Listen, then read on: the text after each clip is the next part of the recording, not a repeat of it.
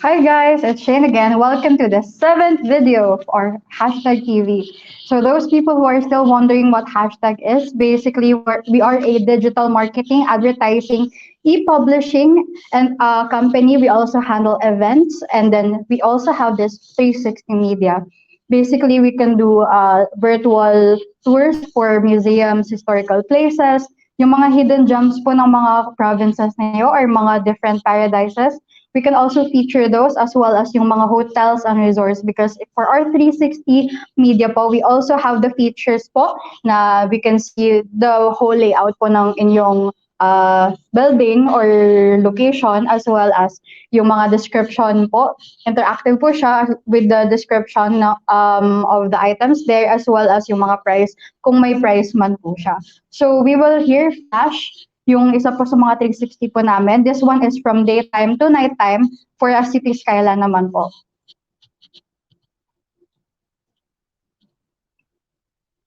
Ayun. So if you have any friends with restaurants, mga Airbnb po nila na gusto nila ma-promote or for example mga museums, even mga parks po na gusto po nilang i-show to the public, 'di ba? Or pwede naman po nating may private viewing lang siya or even yung may mga hidden gems po na want to be featured for our 360 media. So just tag them below or ayun po, just tell them to email us at sales@hashtag.com.ph. We also have our channel din po on YouTube that is hashtag online advertising and e-publishing group. So may link po dyan down below. So just click it na lang po. Anyway, for today, our topic will be something that we're a little bit hesitant. I mean, to be fair, medyo ano siya parang a little bit taboo pa siya here in the Philippines. So, little hesitant po tayo, most people to discuss. So, we will discuss about mental health po. Ayun, so hopefully, yung episode po tonight, it will help us lessen the stigma on mental health, diba? Syempre, for tonight's guest, dito po tayo with the interim vice chair for internal affairs from Youth for Mental Health Coalition. Ayun po, so let us welcome Ms. Beatrice. Ayun. Hello everyone! Good evening po sa lahat ng nanonood. I am Hello. Bea from Youth for Mental Health Coalition. Hi Shane! Hello po. Hi, Ms. Beatrice. Okay. How are you naman po there? Are you working from home po? Yes, I've been working from home since the first week of March pa. So how are you coping naman with this quarantine period? Actually, to be honest, I've not been feeling that well. Medyo anxious ako about things considering na we have the COVID-19 situation and the number of cases are rising very fast every day. So Definitely. I can't help it but feel, I can't help but feel sometimes anxious about the situation. But I'm taking it day by day naman. So do you have any tips po ba on how to parang lessen your anxiety because of the COVID-19? Some tips. My org Youth for Mental Health Coalition has released some tips on our Facebook page. But if you would ask me if I would give tips on how can we lessen anxiety during COVID, more on I would give practical tips. It's to know that it's okay not to be very overproductive or very productive during this time. Kasi we know we're facing a crisis, we're currently in quarantine. So of course, it's also very difficult to be productive. So it's okay not to be productive. Kasi what we're doing right now is yung survival mode talaga. So yeah, and then siguro do things that you love. As of now, since we're in home quarantine, we spend time with our family at home. We do our tasks every day. Siguro we have also set a time for us to basically do the things we love na hindi naman kailangan na super elaborate or anything, but you know, just to spend a few minutes of our day doing what we love, meditating, reading books, drawing, painting, anything that would help us release the anxiety. And of course, practical tips such as taking care of yourself, sleeping early, sleeping 8 to 10 hours per night, and also eating the right kinds of meals and exercising yun. Yun yung marirecommend ko for reducing anxiety in terms of COVID-19. Kasi it's very important, Ma'am Beatrice, no, na in order for us to parang maintain our anxiety, we have to parang distract ourselves a little bit. Like, pwede namang mag-read ng mga books na nakastock lang dyan natin na since forever na gusto nating basahin, di ba? Or like, for Oo. example, we just have to parang take things one step at a time. Di natin na kailangan na i-rush ourselves, di ba? Yes, definitely. And also, Mm-hmm. um, to reduce anxiety, we may also resort to coping mechanisms. We may go to coping Mm-hmm. mechanisms. Kasi last week, sorry, not last week pala. I think 2 weeks ago we talked about in Mm-hmm. one of our Zoom dates is may mga good coping mechanisms, may mga bad coping mechanisms, or may Yeah. mga counterproductive na coping mechanisms. So I think it's up to yourself to know yourself that Mm-hmm. well para malaman kung alin yung mga coping Mm-hmm. mechanisms na nag-work for you and yung mga coping mechanisms na pampalipas oras lang siya or pampalipas lang siya ng anxiety pero hindi siya talaga nakaka-help sa'yo in the long run. Mhm. Oo nga po. So are you working from home po ba, Miss Beatrice? Yes, I've been working from Mhm. home since first week ng March. Okay. So how do you stay productive while working from home? Kasi usually when we're working from home, medyo nalalasan yung parang productivity natin.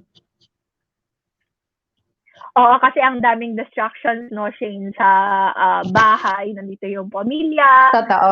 nandito din yung nandito din yung feeling na alam mo namang walang nakatingin sa'yo, so may tendency to overbreak minsan.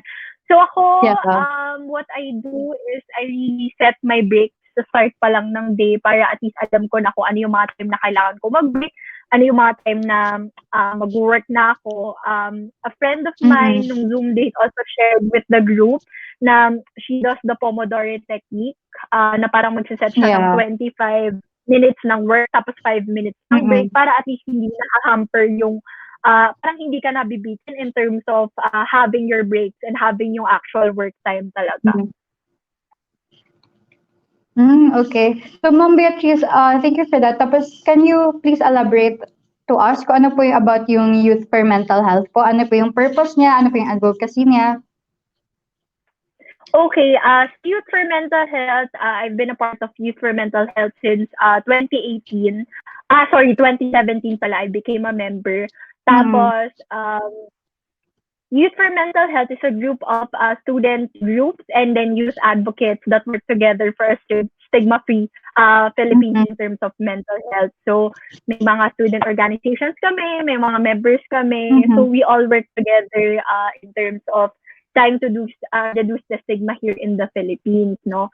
Mhm. So, we also commit to fight for the next generation's healthy minds through continuous public education. So, of course, we want to share to the public, share to people kung ano ba yung mga educational tips or Mhm. what are the things that yung mga nasa-stigmatize here in the Philippines na para ma-lessen Yeah. yun. And then, of course, we also have progressive policy engagement at various levels and facilitation of service delivery. So we also have focus group discussions for our members and other people then.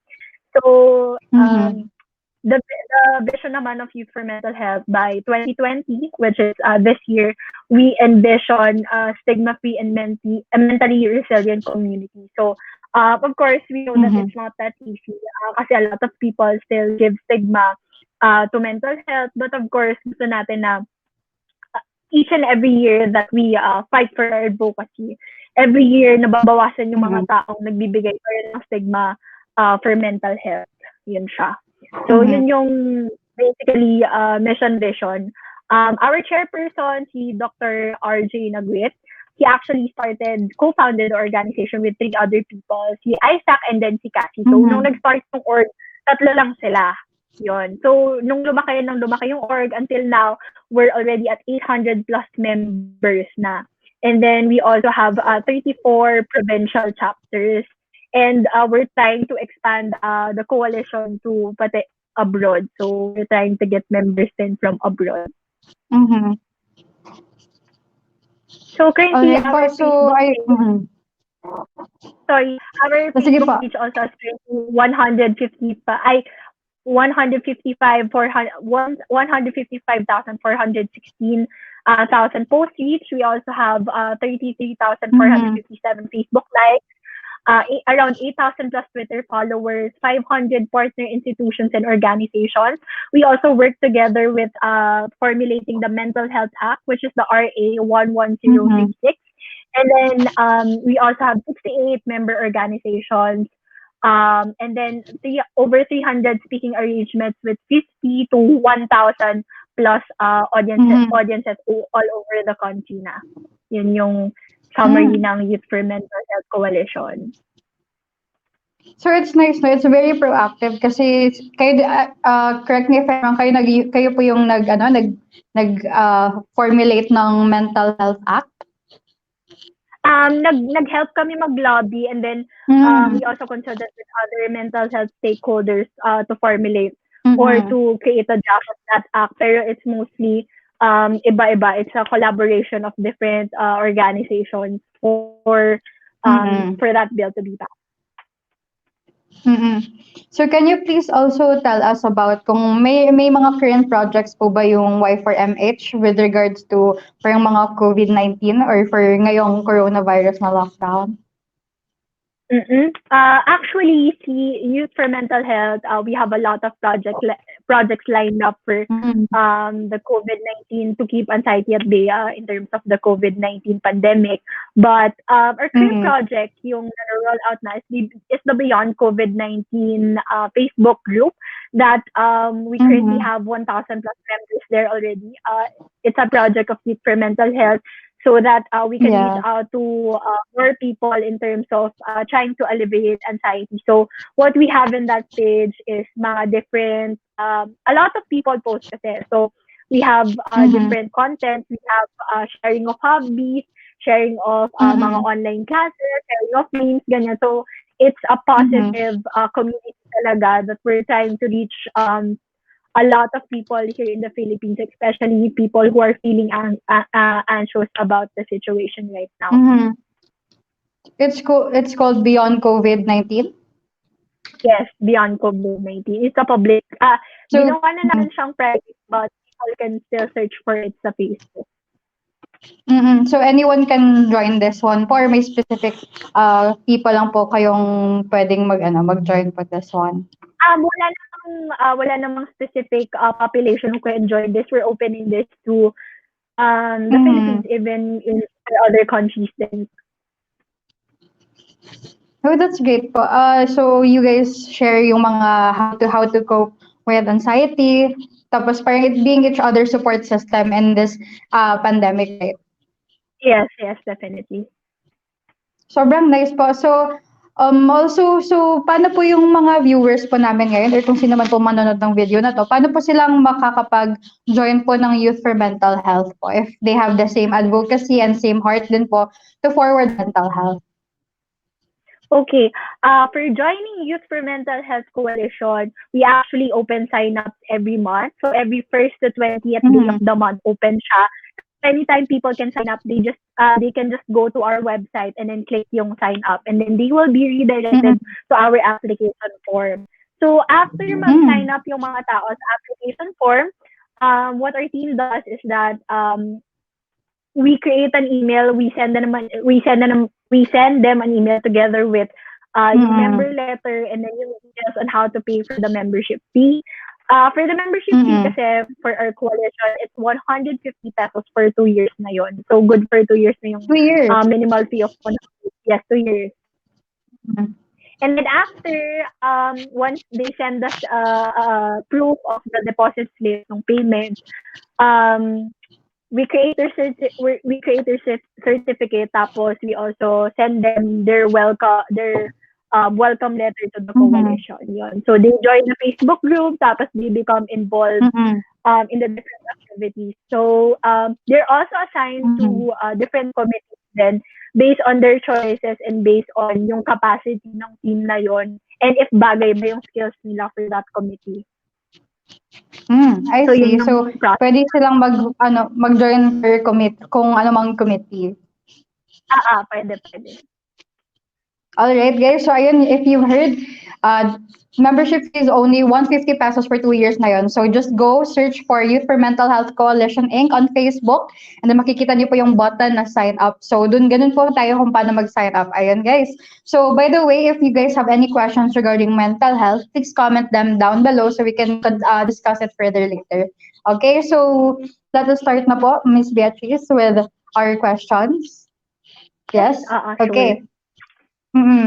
So, can you please tell us the difference between having depression versus emotionally sad? Kasi I've heard a lot of parang articles na there is a distinction between the two. Mm.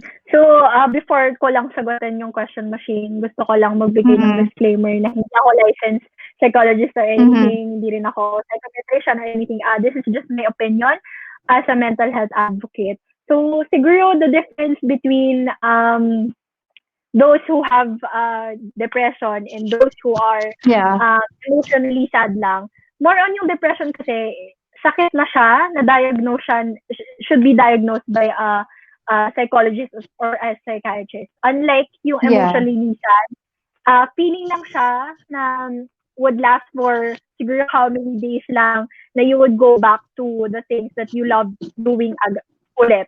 Parang ang pinagkaiba niya talaga kasi sa clinically diagnosed na depression, a psychologist would have to evaluate you. May mga certain characteristics ka, may mga certain duration na hindi mo na nagagawa yung mga bagay na usually mong ginagawa. And then you have to last for that, last in that emotional state for a long time as compared to yung emotionally sad. A lot of people have the tendency kasi to misuse the term depressed ako.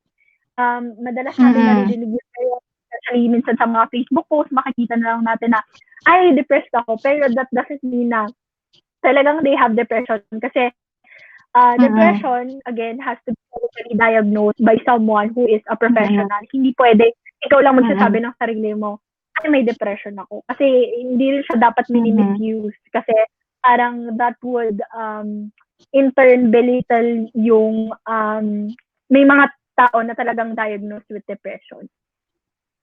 I see. So, is there a time frame po ba na you feel those, parang you feel sad or you feel depressed in order for you to parang may hint na parang, oh, I need to go have myself checked na? I think naman na if you know yourself well enough, you would feel na this isn't like me anymore. I've been in this rut for like how many days na or ilang weeks na I think I should seek professional help. Kasi parang seeking professional help, ayaw na rin natin siyang gawing stigma here in the Philippines na porket grabe na yung nararamdaman ko, tsaka ako magsisik ng professional help. It's okay na kapag you don't feel well, kapag you don't feel yourself, you can go seek professional help na siya. Hindi naman meaning nun na yun nga, kailangan mo na mag-seek kapag sobrang down ka na or sobrang iba na yung feeling mo about yourself. I see. Okay. So, ma'am, so prior official diagnosis po talaga. So, what are the symptoms? Can you tell us about the symptoms na people have na who might have depression? For the symptoms kasi, it really varies per person na hindi siya parang kailangan may checklist ka. Oo, si DSM-5. DSM-5 kasi is a diagnostic statistical manual for mental disorders. No? Pero, it has to really be diagnosed by a professional. Hindi mo pwedeng sabihin na, okay, nag-check ako ng DSM ko or nag-check ako ng DSM online and then check ako dito sa lahat ng symptoms na to. Automatically, I have depression agad. Parang dapat, may mga nakikita kang alarming signs about yourself na for ilang weeks ka na ganon, tapos you're not really interested in doing the things that you usually do anymore.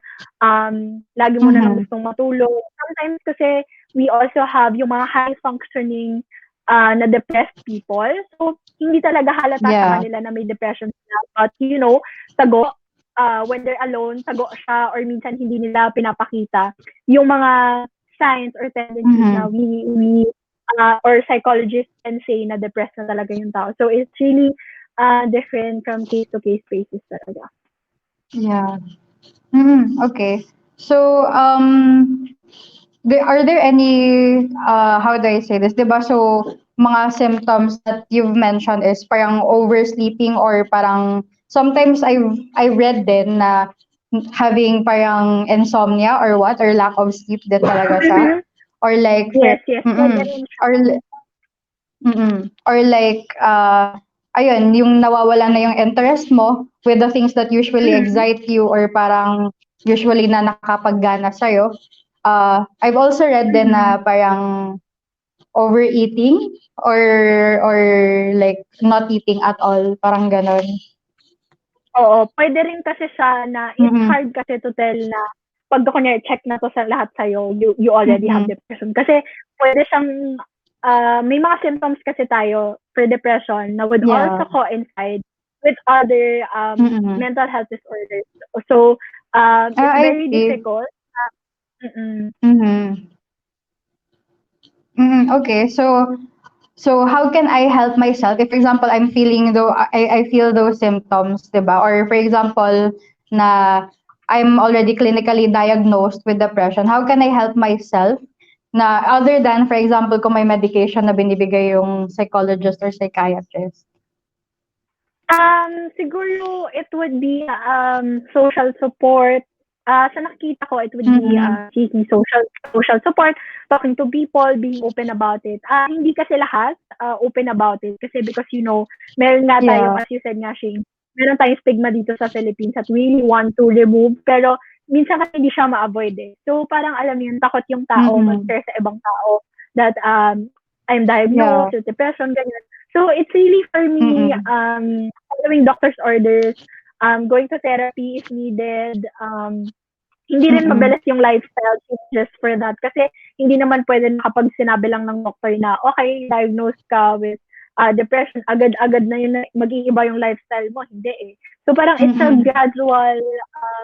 it's a gradual change of lifestyle and siguro complying or parang listening to your doctors na you have to go to a therapist, you have to see a professional, you have to do this, you have to do that, which hindi ko madidiscuss because hindi naman ako professional in that matter. Pero yun, in my perspective, Mm-mm. I think it's really being about being proactive in listening to others, in reaching out, and in also parang Mm-mm. going to therapy, if my meds, drinking your meds. Yun siya. Mm-hmm. Mm-hmm. I've also there have been articles then kasi before kasi I'm mental health is actually one of my advocacies then especially back in college kasi parang Oh, may that's when I ran for council kasi it's definitely one of the things that is very close to my heart, mental health din nice. talaga. So yung may article din ako nabasa na exercising does help a little boost your Mhm. serotonin levels. Mm. So would you also Mm. parang does that so may bearing din yon. Mm. Yeah, siguro if you're the type of person na kaya mo pang mag-exercise na alam mo mahirap kasi Mm. napipilitin mo yung sarili mo to do things that you really don't like to do. Na parang lalo ka lang malulungkot or lalo ka pang masa-stress after mo siyang gawin. So, alam mo Mm. yun, siguro pwedeng paunti-unti or may mga other ways Mm. kasi that can boost serotonin, not just exercise. So, pwede rin yung doing something you love. Siguro, trying Mm. konti-konti to go back to the things that you usually do. Pwede rin. Or trying out a new Mm. hobby, pwede rin. It really depends on the treatment plan or it really depends on the advice of the professional that you consult. Kung ano yung bagay, Mm. ano yung mga bagay that would really help you a lot. Mm. Okay, so thank you for that one. So, if ako naman, for example, as a friend, or kung halimbawa may younger sibling ako or may anak ako na who is Mm-hmm. clinically diagnosed or feels depressed, what can I do to help? Parang how could I reach out to them? Baka ayaw nilang magsalita or may ganun ba? What can I do to support them? Mm-mm. Mostly if you know that someone is diagnosed already or someone is feeling unwell or is acting Mm-hmm. different, the first thing not to do is wag muna mag-jump into conclusions kasi it's hard na iba yung interpretation mo of someone else's feeling tapos baka hindi naman yun yung nafe-feel nila.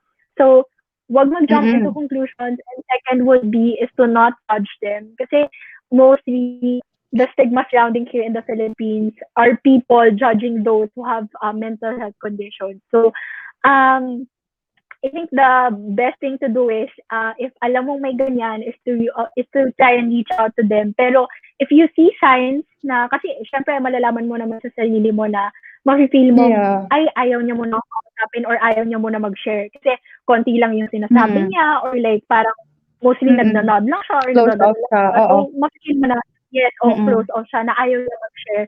So siguro better if just let them know that you're there for them, that you're there to listen if they need to talk or better din na kunyari if nag-share sila sa inyo na they want to talk, they want to share something to you, better if hindi kayong magbibigay, hindi mo i-force yung sarili mo magbigay ng advice, hindi mo i-force yung sarili mo magsagot, you're only there to listen to what he or she has to say. Okay, I see. So best so yung best thing to do is to listen if that person is ready to talk na, and then just to make them feel na you are there for them, that they are being supported, and that kahit anong mangyari hindi mo sila dinajudge, and that they can always count on you. Parang ganon. Oo, kasi ang nakakatakot din na mangyayari dyan, Shane, is kunwari, nag-open up sila, tapos na-feel nila na na-judge sila or na-feel nila na nabigyan sila ng advice na hindi naman nila hinihingi. Baka in turn yan, mag-close off sila sa'yo at hindi na sila magkwento in the next time around. I see. So it's scary din pala na ma-trigger mo yung emotions nila or to parang force them to open up kahit ayaw nila. The worst thing that we can do is to parang make them feel na it is dangerous to talk to us, parang ganon. Oo, parang nakakahiya or nakakatakot mag-open up kasi pag nag-open up ako sa taong to, alam kong judge niya ako, alam niya ikukwento ko sa iba. Siguro one thing I would also add is to practice confidentiality whenever someone talks to you about that kind of stuff. Hindi lang about mental health, pero also for other sensitive stuff. Kasi pag nalaman mo, for example ako, kwentuhan kita Shane, tapos pag nalaman ko na kwento mo siya sa iba, parang alam mo yun, next time around, mag-hesitate na ako, mag-share sa'yo. Oo, kasi alam ko ikukwento niya rin to sa iba. Tapos ma-expose yung mga secret ko or ma-expose yung feeling ko. Si Shane na nga lang yung tinatrust ko. So, better if confidentiality is really practiced pag ganun. Kaya, okay. So, thank you for that one. So, can you tell me naman about anxiety? Is there a difference ba for just feeling anxious, yung kinakabahan ka lang, or versus yung having anxiety disorder talaga? Actually, yan din yung secondly, or hindi ko nga sure kung baka mas tinataasan niya pa si depression in terms of people mistaking anxiety for an anxiety disorder.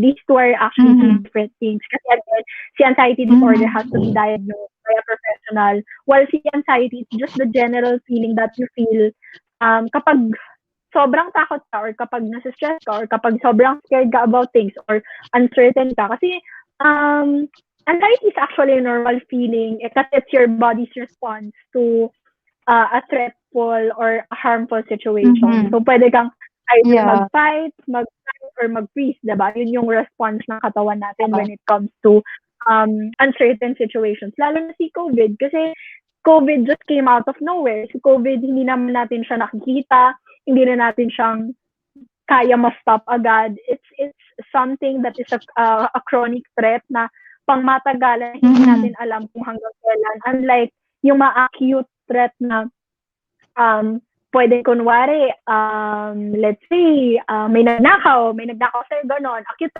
threat lang kasi after noon, alam mo na tapos na siya. Alam mo nang hindi ka, well, may possibility pa na ma-harm. Pero alam mo yun, yung at least alam mong tapos na, okay, nakauwi na ako sa bahay, safe na ako. Pero the COVID-19 kasi is something we can't see, it's intangible. So hindi rin natin alam kung paano yung, since it's something that is new to all of us, hindi rin natin alam kung paano yung growth rate na. So of course, anxiety kicks in, panic kicks in, it's normal. Hindi mo pwedeng masabi na may anxiety disorder ako dahil lang nakakaramdam ako ng takot in times of a pandemic. Kasi pandemic is something that we are all afraid about. Hindi siya nakakatawang sitwasyon, hindi rin siya something na kapag sinabi mo sa sarili mo na wag ka na matakot, hindi ka na matatakot. Kasi the threat is very real and makikita natin na cases, oo, diba, Shane? Tapos, makikita natin na yung cases are increasing every day. So, alam mo yun, napaka-imposibleng hindi matakot. So, the anxiety that you feel is very normal. It's something na, it's very real, it's very okay to feel that way.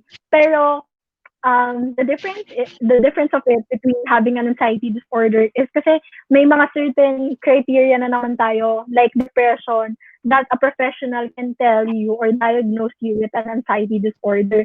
Si anxiety disorder kasi, hindi lang siya isa na parang, I have an anxiety disorder. Hindi siya ganun eh. Parang more of it's an umbrella of different kinds of anxiety disorders. So, meron tayong mga panic disorder, meron tayong mga panic attack, meron tayong mga agoraphobia. So, it's very different if you would compare the two. Kasi most people would feel the anxiety, but it doesn't say or it doesn't mean na meron silang anxiety disorder. So, I guess, yun yung masasabi ko sa yung difference between having that. So, parang hindi rin natin pwede i-assume na meron na kagad tayong anxiety disorder whenever we feel scared. Kasi it's normal talaga.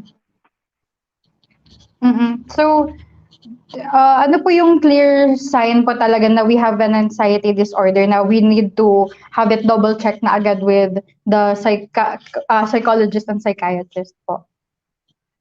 Siguro, I would answer it's the same with depression na kapag if you know yourself well enough, na kapag alam mong hindi ka na okay, alam mo nang it's really bothering with your daily life, it's really have giving you signs and symptoms na hindi lang sa utak pero physically din. Kasi we call those psychosomatic symptoms na we think about it. So, nafe-feel natin siya deep inside. Pero, doesn't always mean na we have an anxiety disorder. Again, may mga certain criteria tayo or may certain list tayo that would say or titignan ng psychiatrist or psychologist na meron talaga tayong anxiety.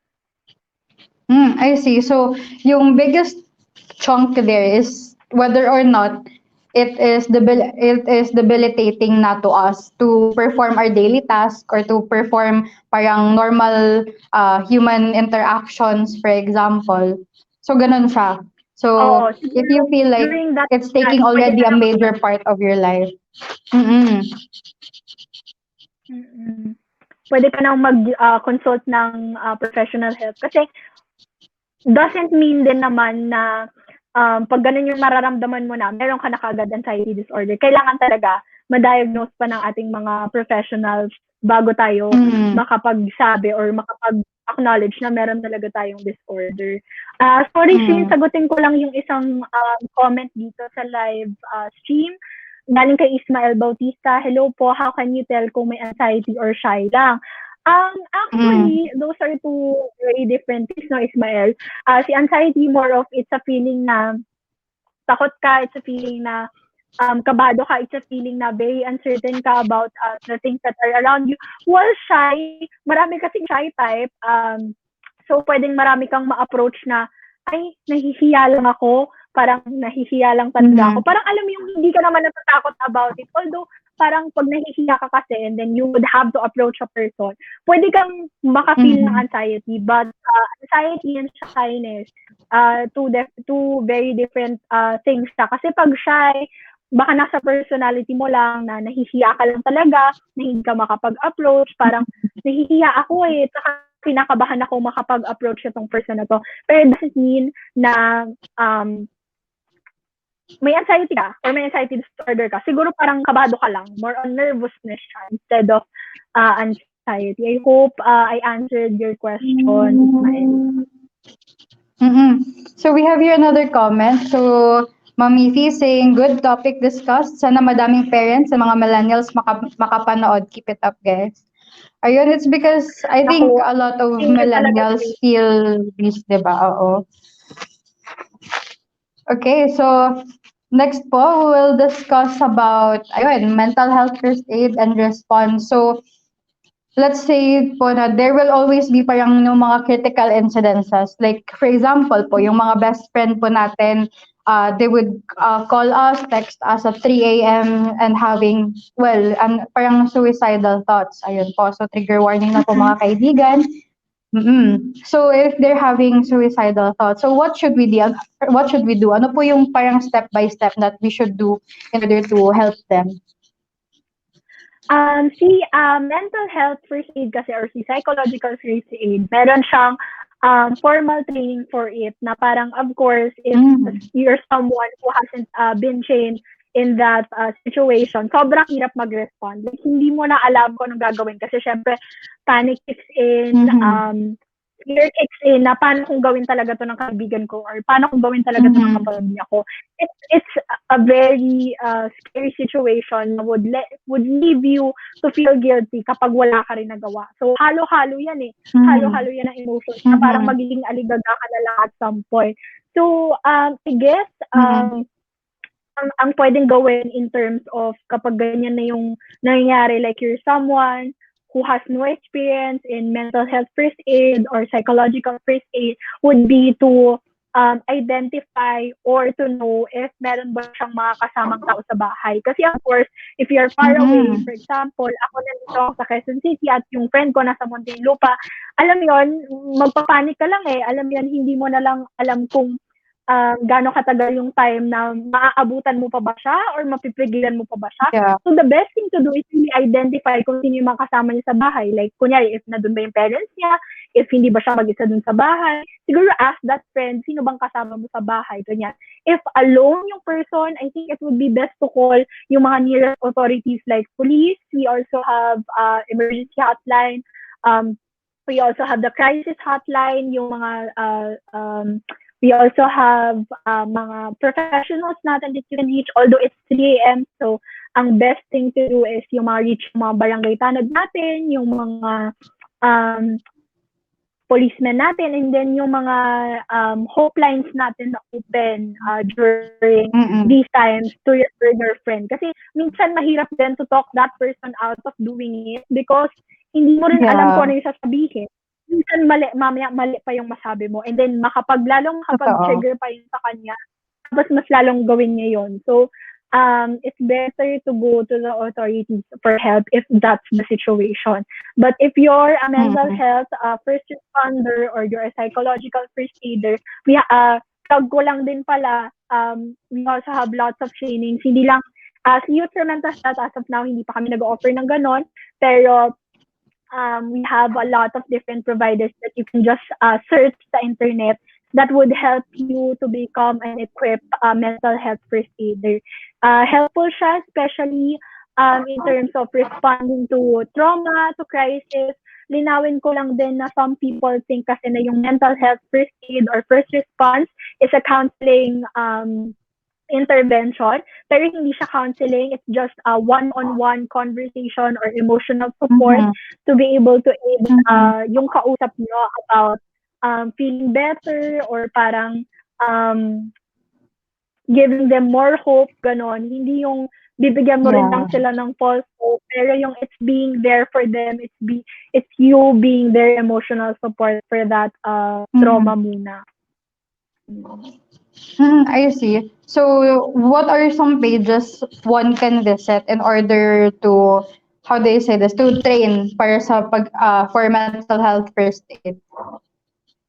Okay, for yung training for mental health first responder, we have yung kay Mental Health First Response Program by Dr. R. Tolentino.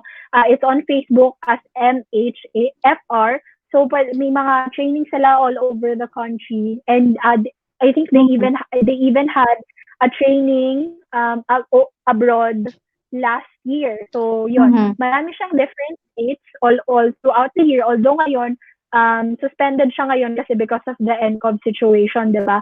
But after the NCOV situation, I think they will be resuming with their services, with their training. So you can choose to be a mental health first responder, or you can also go and have a longer training to be a trainer naman para makapag-train ka rin ng ibang tao to be a mental health first responder.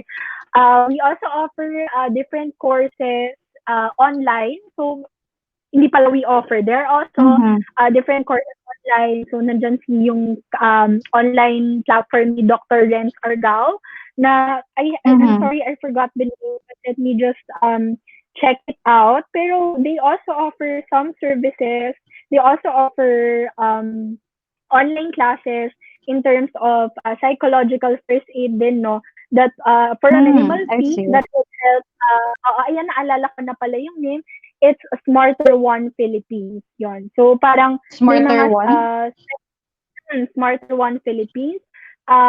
May psychological first aid training dito. I'm not sure lang kung when ulit mag-open, pero meron din. And also, we have, for Coursera, I personally took that course. Merong psychological first response ata yung title. I'm not that sure. Pero it's offered in Coursera for free if you don't need the certificate. But if you want the certificate, may minimal fee din. Ayun, it's from Johns Hopkins University. Ang title niya, Psychological First Aid. So, may mga videos, may mga exercises with it. Psychological first aid. So, very helpful din siya. So, spread din naman siya into weeks. So, hindi ka mahihirapan sumunod. Kunwari, hindi ka makakapagtuloy-tuloy in one day. So, may mga weeks din naman siya na pwede mong tuloy-tuloy. I see.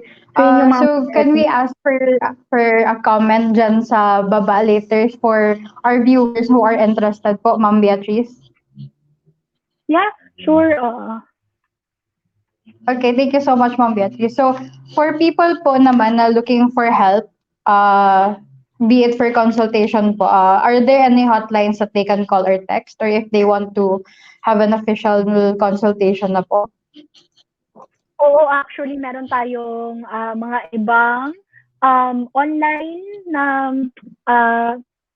support systems ngayon. Meron din tayong mga professionals, so it's up to the individual if they ought to try yung support group or go to seek a professional. Merong mga different hotlines that you can go to. Although I don't have the complete list ngayon, pero I think Psychological Association of the Philippines and Philippine Mental Health Association offers counseling services or mga dialogues online for during COVID-19 na para dun sa mga hindi makalabas ng bahay. Ma'am, last question na po. Have you heard about grounding po? Kasi going through mga posts before, there's something that they call grounding in order for us to parang lessen the anxiety. Yung parang using our senses. Do you know about that po?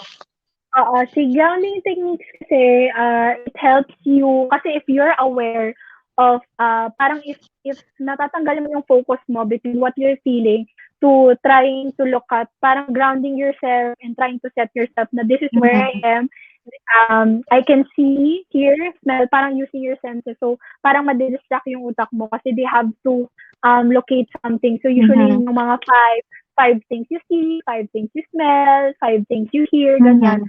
For you to be grounded para bumalik ka dun sa normal feeling mo before you became, usually ginagamit sa panic attack.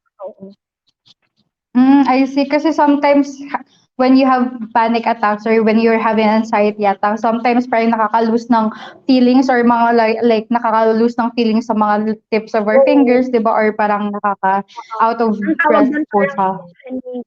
Oo. Yung out of breath naman, kasi pwede kang gumawa ng different relaxation techniques whenever you're feeling that way. So, pwede rin natin gawin yung breathing exercises. So, meron tayong mga different apps. If ever na hindi mo gawa sa sarili mo yung counting kasi nga nagpapanik ka. Pag hindi mo Mhm. magawa sa sarili mo yung counting, we have different apps online that you can use para to Mhm. aid with your panic attack. So may mga breathing exercises, meditation Yeah. apps. You also have the PMR technique, which is yung mga parang muscle relaxation techniques Mhm. that you can use para ma-lessen yung tension mo or ma-lessen yung anxiety that you're Mhm. feeling deep inside. Mhm.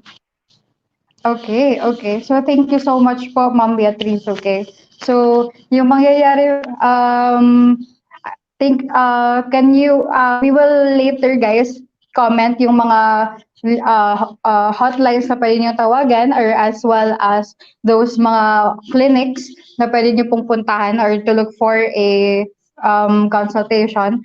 As well as kung those people who are interested, ayun po, for mental health first aid, kung gusto niyo po maging first responder, we will also comment them down below. Ayun. So, Ma'am Beatrice, thank you so much for guesting for tonight. I really do hope you're fine there despite this quarantine. Shane, actually, thank you. Me, on behalf of Youth for Mental Health Coalition, we want to thank you for inviting us to be able to share some mental health tips, some Mm-hmm. mental health reality during COVID-19 kasi Mm-hmm. alam naman natin na ang dami ng nagpapanik, ang dami ng may anxiety and everything. So, yeah, we really want Yeah. to help other people then. So, we at Youth for Mental Health are also launching an online support group, and also we Mm-hmm. also have different initiatives for mental health for COVID. And not just COVID, we want it to be beyond COVID. So, ayun. So, Mm-hmm. yun, Shane, we really want to thank you for your time, for inviting us to share about mental Mm-hmm. health. Sobrang appreciate namin. Alright. Thank you so much, Ma'am Beatrice. So, ingat po kayo and good luck with your future endeavors with Youth for Mental Health. Ayan po. Thank you So, so last much, Shane. Ikaw last din. words niyo po. Last words niyo po sa mga viewers Um, natin ngayon. Ako, kasi share ko lang, siguro we have a lot of feelings right now. It may be anxiety, it may Mm-mm. be grief, it may be basta parang rainbow siya of emotions. Kasi ako, personally, ang dami-dami ko na rin na-feel over the course of the past 3 weeks. Lalo na kasi extrovert ako, Mm-mm. hirap ako, hindi rin ako nakakalabas ng bahay, hindi rin ako nakakapag-meet ng people. Pero ang gusto ko lang na i-message sa inyo is, to just trust na this will all soon be over. This will pass. Alam kong increasing yung mga numbers per day, but if it really bothers you, if the news bothers you, you may opt to limit your news intake. Siguro, an advice also would be to take care of yourself, lalo na during this time. Take this time as to bond Mm-hmm. with your family. May mga online social support groups din. We also have Mm-hmm. mga different courses that you can take if wala kayong magawa or medyo anxious kayo ngayon. So, may mga recipes din that you can try. Ako medyo nagluluto ako ngayon to keep my mind off of things. Ayan, sa Netflix, we also have Mm-hmm. different shows to watch. Pero really, it's about taking care of yourself and your loved ones during this time of the pandemic na even though we don't know when it will end, alam naman natin na this will Yeah. end. Tapos, to just Totoo. hold on because this will pass. And if religious ka, I don't know, ako kasi religious ako. So, just keep on praying for the situation because meron tayong Diyos na alam nating is in control even though ganito yung mga nangyayari sa bansa natin ngayon. And Mm-mm. also, ayun, Mm-mm. just taking care of yourself, taking it one day at a time, and malalaman mo na lang it will soon be over. Magugulat ka Mm-mm. na lang one day na tong lahat. So you'll be able to enjoy all of the things that you usually do after neto. So yeah, I hope na Mm-hmm. after this pandemic, we'll get to enjoy life more. We'll get to connect with more people. Mas Mm-hmm. hindi na tayo matatakot gawin yung mga passion. Yeah, cherish that time we have with our family. Yun siya. Yun na yung Yeah, share ko that's sa true. kanila, Shane. All right. And to please take care of your All right. mental Thank health you. always. Mm-hmm. Totoo, totoo. Again, thank you so much, Ma'am Beatrice. So, until next time po, bye-bye po. Ingat po kayo. Thank you, Stay safe Shane. po. Bye-bye. Bye, everyone. Thank you. All right, guys. So, we've heard from Miss Beatrice Lee kung ano yung mga different mga possible symptoms for anxiety and depression. So the main takeaway for that is that you should always, if you feel like debilitating na talaga yung nafe-feel yung depression or nafe-feel yung anxiety, it is always best to consult a psychiatrist or a psychologist. Always follow kung ano mang mga procedures or yung mga therapy na sinasabi nila, or if kailangan yung mag-take ng meds. I do hope that you guys would take your medicine, di ba? And then regarding kanina with about sa grounding, ayun. So with grounding kasi guys, it also would help you lessen your anxiety kasi 'di ba it's using the five senses. So basically naming, for example, 10 things na green that you see, or like you feel something, or else na, for me, it helps for me sometimes when I feel a little anxious to feel yung mga cloths na iba yung texture niya in order for me to parang have a little bit back of a sensation. And then also other people also use parang they chew ice cubes, or as well as parang they drink something hot. Ayun. So to bring back a little bit of sensation.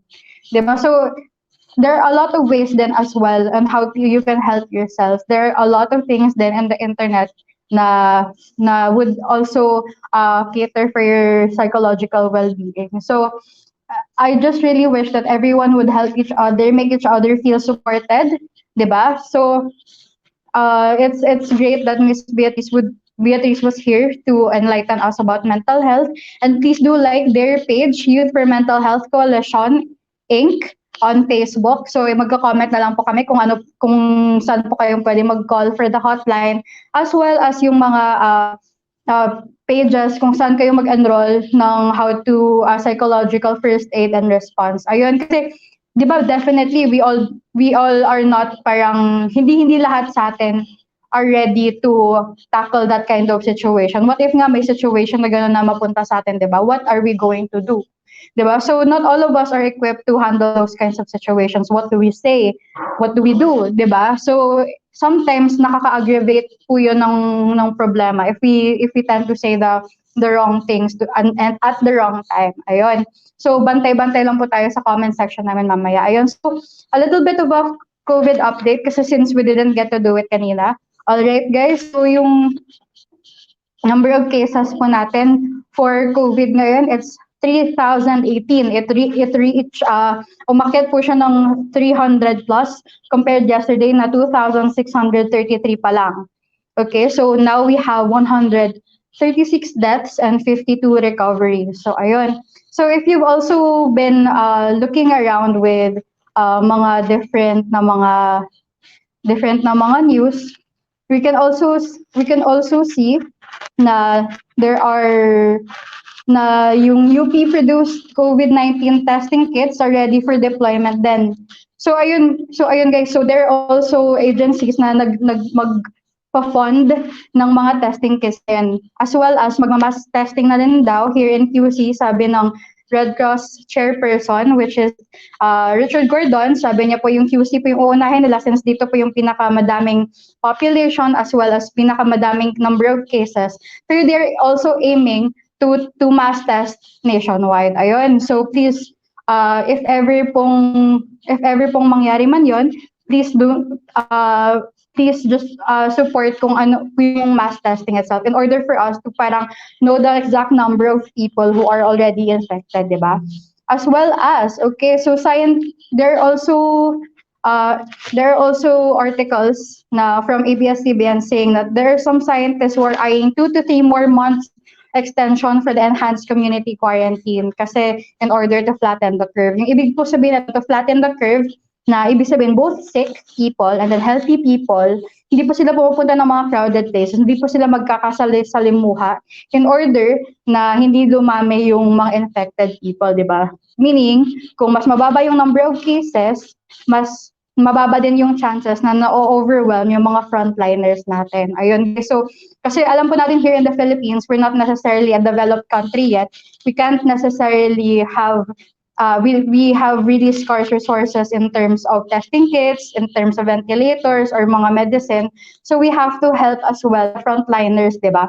Yung hindi na natin po dagdagan yung number of people infected. Ayun. So please, whether or not there will be an extension for this community quarantine, I do hope that you guys would stay inside, stay hydrated, stay healthy, practice good hygiene pa rin, eat healthy here. Kasi alam kong mga delata and mga noodles na lang din yung meron din tayo kasi that's parang yung mga pwede nating mabili in this community quarantine, as well as please keep supporting and cheering on our frontliners, diba? There have been videos going around na chine-cheer ng mga tayo, mga frontliners natin, very heartwarming po.